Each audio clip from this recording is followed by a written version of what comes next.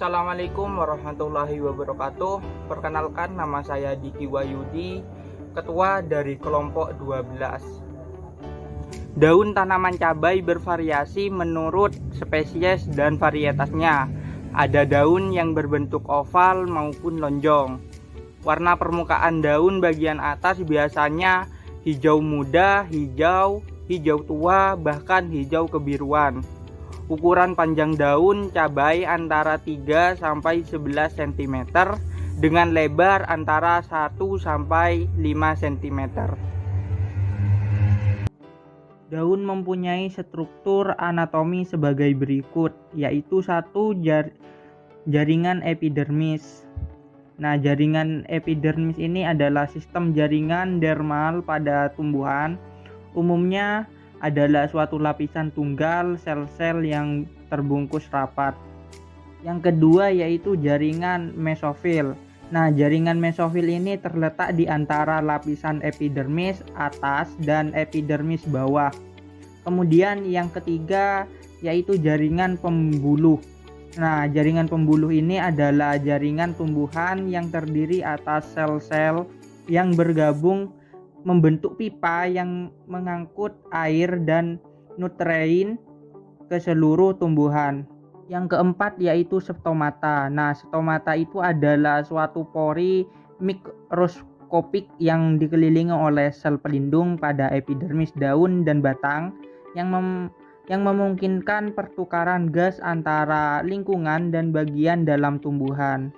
Stomata merupakan salah satu derivat epidermis, sehingga perubahan intensitas cahaya yang berpengaruh terhadap epidermis juga akan berpengaruh terhadap stomata. Yang kelima yaitu ada sel penjaga atau guard cell, adalah sel epidermal khusus pada tumbuhan yang membentuk perbatasan stomata. Perkenalkan, saya Atila Putra Pratama. Di sini saya akan menjelaskan mengenai bagian biji dari tanaman cabai. Nah, tanaman cabai itu memiliki bentuk bulat pipih seperti ginjal dengan warna mulai dari putih hingga kuning kecoklatan, dan ukurannya pun kecil. Pada biji tanaman cabai ini memiliki bagian-bagian tersendiri, di mana diantaranya yaitu ada seed coat, pericarp, dan embrio. Di mana pericarp ini terdiri dari 3 bagian, yaitu ada endocarp, mesocarp, dan exocarp. Seed coat adalah kulit pelindung yang terletak di bagian luar biji, berfungsi untuk melindungi organ-organ yang ada di dalam. Lalu pericarp sendiri yaitu adalah lapisan tipis yang berserak-serak. Lalu embrio adalah calon tumbuhan baru yang akan tumbuh menjadi tanaman baru. Saya Widiana Rosa Nawangwulan, NIM A41201172.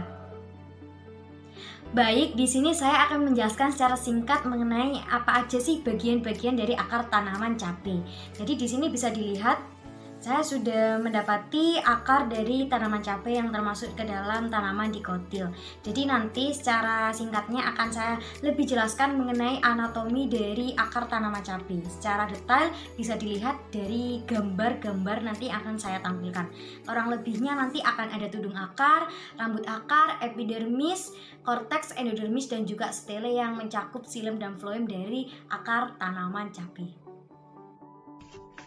Baik, di sini saya akan menjelaskan terkait akar dari tanaman cabai, atau lebih tepatnya adalah anatomi dari akar tanaman cabai.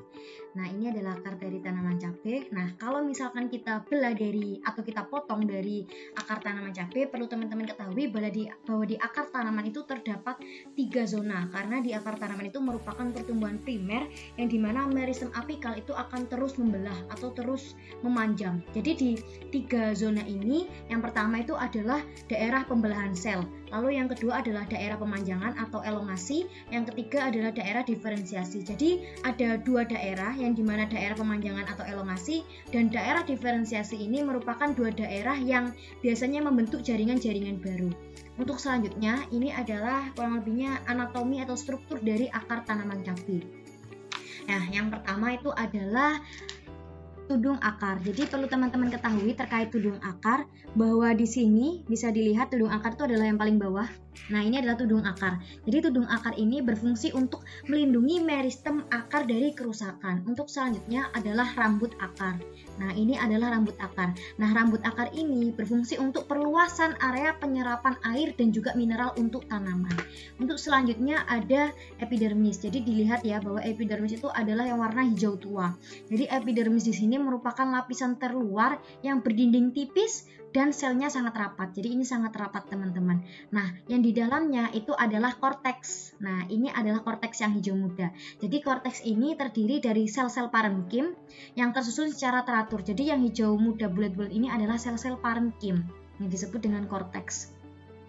Nah, untuk selanjutnya adalah endodermis. Jadi perlu teman-teman ketahui tadi di sini ada rambut akar, lalu ada epidermis dan di dalamnya terdapat korteks yang terdapat sel-sel parenkim. Nah, di sini ada endodermis yang dimana satu lapisan sel yang tersusun rapat tanpa ruang antar sel dan merupakan pemisah yang jelas antara si korteks dengan si stele. Jadi di endodermis ini ada antara korteks dan di stele. Nah, stele itu apa?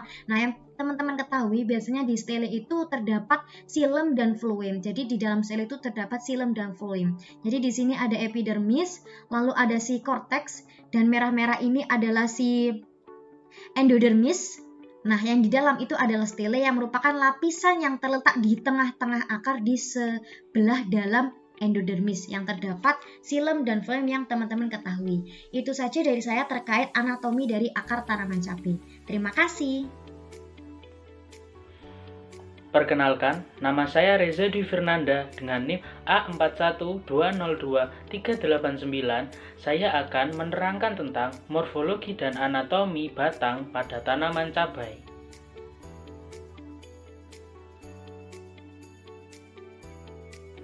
Kita akan mulai dengan morfologi batang pada tanaman cabai.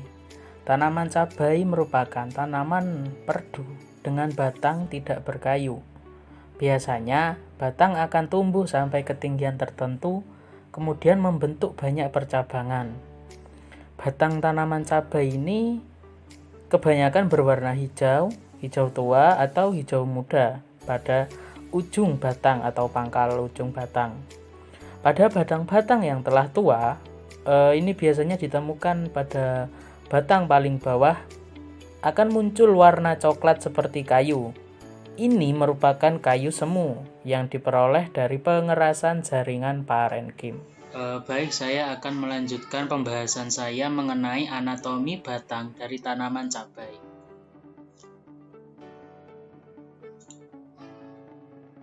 Batang sendiri memiliki fungsi untuk menyokong bagian tumbuhan yang berada di atas sebagai jalur pengangkutan air dan mineral ke daun serta jalan pengangkutan hasil fotosintesis ke seluruh bagian tumbuhan. Kita mulai dengan yang pertama yaitu epidermis. Jaringan epidermis adalah jaringan yang terletak di bagian paling luar dari batang. Jaringan epidermis ini berfungsi untuk melindungi jaringan tumbuhan yang berada di bagian dalam batang. Pada tumbuhan dikotil, jaringan epidermis berbentuk sel pipih yang rapat. Yang kedua yaitu jaringan korteks. Jaringan korteks ini berfungsi pada beberapa tumbuhan sebagai tempat cadangan makanan. Dan yang ketiga adalah kambium. Kambium sendiri merupakan jaringan meristem sekunder pada tanaman dikotil yang berperan penting dalam pembesaran organ. Sel pada kambium memiliki kemampuan membelah diri sehingga memungkinkan adanya pertumbuhan pada kambium itu sendiri. Yang selanjutnya yaitu berkas pengangkut. Pada bagian batang tumbuhan terdapat berkas pengangkut yang berfungsi untuk meneruskan air dan mineral yang diserap oleh akar menuju ke daun dan bagian tumbuhan lainnya.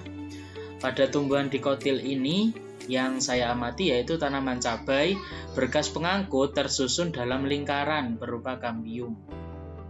Di dalam berkas pengangkut sendiri terdapat xilem dan floem.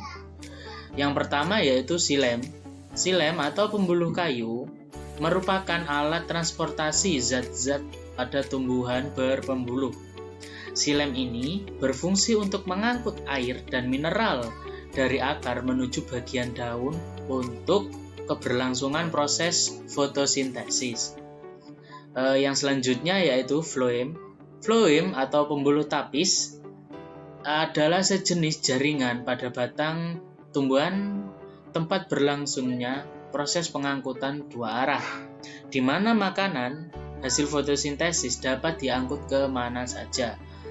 Floem ini dapat mengangkut makanan secara leluasa di seluruh tubuh tumbuhan, baik ke atas maupun ke bawah, dari satu bagian ke bagian lainnya, agar tumbuhan dapat terus tumbuh dan berkembang. Yang terakhir yaitu yang berada di tengah adalah pit. Pit dalam bahasa Indonesia adalah empulur.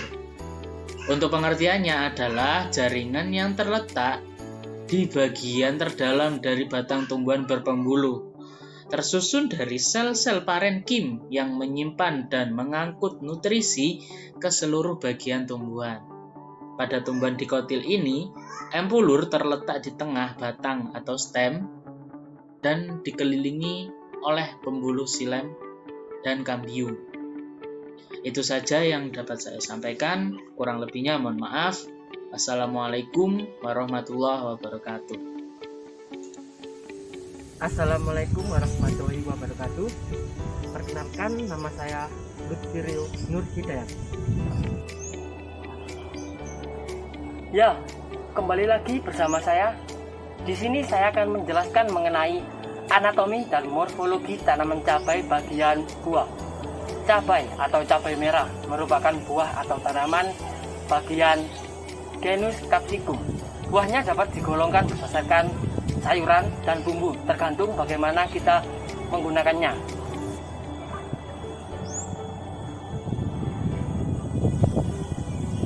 Ini adalah buah tanaman cabai. Bisa dilihat buahnya berwarna merah dan ini berwarna oranye, menandakan buah ini belum matang sepenuhnya. Bisa dilihat bentuknya panjang, ujungnya lancip, dan ini adalah batangnya. Nah, di sini saya akan menyebutkan perbedaannya antara yang ada batang dengan tidak. Mengapa dipetik bersama batangnya begini? Karena buahnya dapat bertahan lama dan tidak mengalami kebusukan jika dalam proses pengiriman dan perpackingan. Sedangkan buahnya dapat busuk dan tidak bertahan lama. Oke, sekian dari saya. Tetap patuhi protokol kesehatan, menggunakan masker ketika berada di luar ruangan, sehingga virus ini cepat berlalu, agar perkuliahan dapat dilakukan secara tatap muka. Universitas tidak menentukan masa depanmu, tapi perjuanganlah yang bisa menentukan kesuksesanmu. Terima kasih. Wassalamualaikum warahmatullahi wabarakatuh.